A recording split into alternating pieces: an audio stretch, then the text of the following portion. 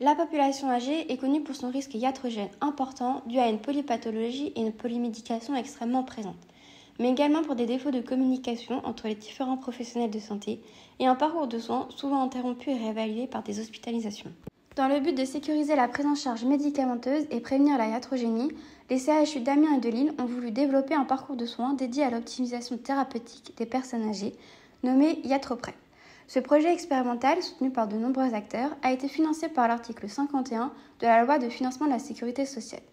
Cela a permis de développer un forfait global d'optimisation thérapeutique avec la mise en place de réunions de concertation pluridisciplinaires entre les professionnels de ville et hospitaliers et l'émission d'un plan pharmaceutique personnalisé.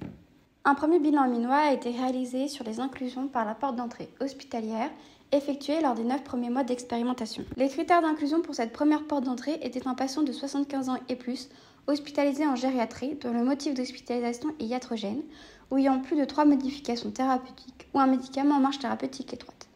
42 patients ont eu un parcours de soins complet, dont 37 sont inclus pour plus de 3 modifications thérapeutiques, étant un critère facilement repérable. Sur cette période d'études, 25 patients ont été repérés sans pouvoir être inclus pour divers motifs, dont le majoritaire était le changement de parcours avec un transfert dans une autre unité. Après une phase de réévaluation thérapeutique par le binôme hospitalier, une RCP numérique est organisée avec le gériatre, le médecin traitant, le pharmacien hospitalier et officinal. Pour nos 42 patients, il a été évoqué 509 recommandations d'optimisation, dont 93% concernaient des révisions thérapeutiques sur des pathologies chroniques ou aiguës. Parmi ces recommandations, seules 4 n'ont pas été acceptées lors de la RCP.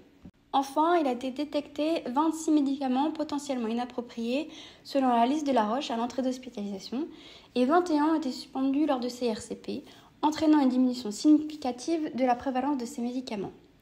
À la fin de la RCP, les acteurs élaborent ensemble un plan pharmaceutique personnalisé. Un suivi de ce PPP est organisé à 45 et 90 jours, où l'on y retrouve un taux de suivi important d'environ 90% des recommandations, bien plus supérieur au taux retrouvé dans la littérature lors des bilans de médication, et un seul médicament inapproprié a été represcrit. Cependant, 8 décès ont eu lieu lors de la période de suivi. En étudiant ces dossiers, on remarque qu'il s'agit de patients identifiés soins palliatifs.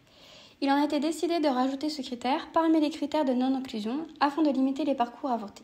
Le parcours IatroPrev se clôture par la rémunération des acteurs incitant à y participer et promouvoir ces actions. Ce premier bilan de l'expérimentation IatroPrev nous a permis de consolider le processus intra-hospitalier pour optimiser les inclusions et adapter le processus aux conditions de vie réelles. Le taux de suivi des recommandations proche de 90% démontre que IatroPrev enrichit la communication ville-hôpital pour ces patients afin d'optimiser la prise en charge médicamenteuse. La baisse de la prévalence des médicaments potentiellement inappropriés justifie davantage cette lutte commune contre la iatrogénie. Fin 2023, 466 patients ont été inclus dans le dispositif. Une analyse est en cours sur l'ensemble des inclusions réalisées depuis la mise en place du dispositif.